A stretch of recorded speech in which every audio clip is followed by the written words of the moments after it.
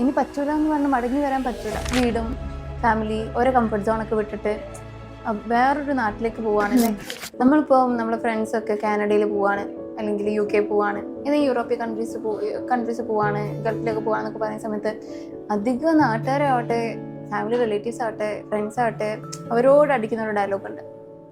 അതായത് ഇനിയിപ്പോൾ എൻ്റെ ലൈഫ് റിച്ച് ലൈഫ് ആയിരിക്കും, അല്ലെങ്കിൽ അടിപൊളിയാണല്ലോ, ഇനിയിപ്പോൾ നോക്കണ്ട, അടിപൊളി ലൈഫ് ഇരിക്കേ എന്നൊക്കെ പറഞ്ഞിട്ടായിരിക്കും അവരോട് റെസ്പോണ്ട് ചെയ്യുന്നുണ്ടാവാം. പക്ഷെ നമ്മൾ ചിന്തിച്ചിട്ടുണ്ടോ, അവരുടെ വീടും ഫാമിലി ഓരോ കംഫർട്ട് സോണൊക്കെ വിട്ടിട്ട് വേറൊരു നാട്ടിലേക്ക് പോവുകയാണല്ലേ. അപ്പം അവരുടെ ജോലിക്കാര്യത്തിനാവാം, അല്ലെങ്കിൽ ഓരോന്ന് ലൈഫ് ബെറ്റർ ആക്കണം, അങ്ങനത്തെ ഓരോ ഡ്രീം അച്ചീവ് ചെയ്യാനോ അങ്ങനെയൊക്കെ ആയിരിക്കും അവർ പോകുന്നുണ്ടാവാം. പക്ഷേ ഈ പോകുന്ന സമയത്ത് അവർക്ക് ഉണ്ടാവുന്ന ഓരോ സ്ട്രഗിൾസ്, മെൻ്റൽ സ്ട്രഗിൾസ്, അതിനെക്കുറിച്ച് പലരും ചിന്തിക്കുന്നില്ല, അല്ലെങ്കിൽ പലരും അതിനെ അത്ര സീരിയസ് ആയിട്ട് എടുക്കുന്നില്ല. ആ ഒരു ആസ്പെക്റ്റിൽ ഇവർ റെസ്പോണ്ട് ചെയ്യുന്നേ ഉണ്ടാവില്ല. ഇപ്പം പോയി കഴിഞ്ഞാണെങ്കിൽ അവരൊന്ന് വിളിച്ചു നോക്കാനോ, എന്താ വിശേഷം, അല്ലെങ്കിൽ ഇനി അവിടുത്തെ ആ ഒരു കൾച്ചറായിട്ട് സെറ്റ് ആവുന്നുണ്ടോ, ബുദ്ധിമുട്ടെന്തെങ്കിലും ഉണ്ടോ, അങ്ങനെയൊക്കെ അന്വേഷിക്കാനുള്ളൊരു മനസ്സ് പലരും കാണിക്കില്ല. ഈ ഒരു ടൈമിൽ ഇവർക്ക് ഈ പോയ ആൾക്കാർക്ക് അനുഭവപ്പെടുന്നൊരു ബുദ്ധിമുട്ടുണ്ട്. അതായത് അവരതാണ് എന്ന് പറയാൻ അവിടെ അവർക്ക് ആരുമില്ല. അവർക്ക് കാര്യങ്ങൾ ഷെയർ ചെയ്യാനോ, അവരവിടുത്തെ ഒരു പ്രശ്നങ്ങളും ആ ഒരു ടെൻഷനും ഒക്കെ ഷെയർ ചെയ്യാനും റിലേറ്റ് ചെയ്യാനൊന്നും ചിലർക്ക് ആരും ഉണ്ടാവാറില്ല. ഫ്രണ്ട്സ് പോലും ഉണ്ടാവാറില്ല അവിടെ. ചിലർക്ക് അതേ സമയത്ത് ഫ്രണ്ട്സൊക്കെ ഉണ്ടാവും, ഫ്രണ്ട്സിൻ്റെ അടുത്തേക്കും പോയിട്ടുണ്ടാവും.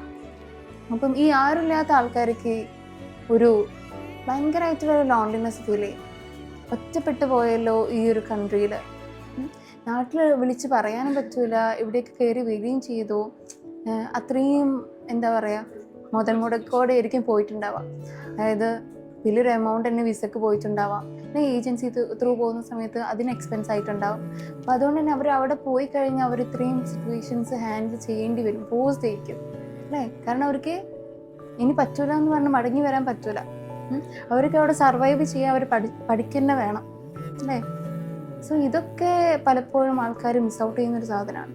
അവരോട് സംസാരിക്കാനും അവരോടൊന്ന് ഓപ്പൺ ആയിട്ടുള്ള ഒരു സ്പേസ് ഒരുക്കുക എന്നൊക്കെ ഉണ്ടെങ്കിൽ അത് ഭയങ്കര ഒരു ഹെൽപ്ഫുൾ ആയിട്ടൊരു കാര്യമായിരിക്കും.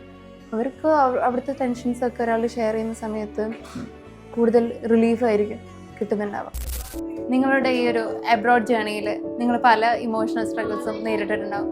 നിങ്ങൾ കേൾക്കാനും മനസ്സിലാക്കാനും അതുപോലെ ഈ സ്ട്രഗിൾസ് എങ്ങനെ ഓവർകം ചെയ്യാമെന്നും പറഞ്ഞു തരാനൊക്കെ ആയിട്ട് നമ്മളൊരു വെബിനാർ കണ്ടക്ട് ചെയ്യുന്നുണ്ട്, ഒരു ഫ്രീ വെബിനാർ. നിങ്ങൾക്ക് ബയോയിലുള്ള ലിങ്കിൽ കയറി രജിസ്റ്റർ ചെയ്യാവുന്നതാണ്.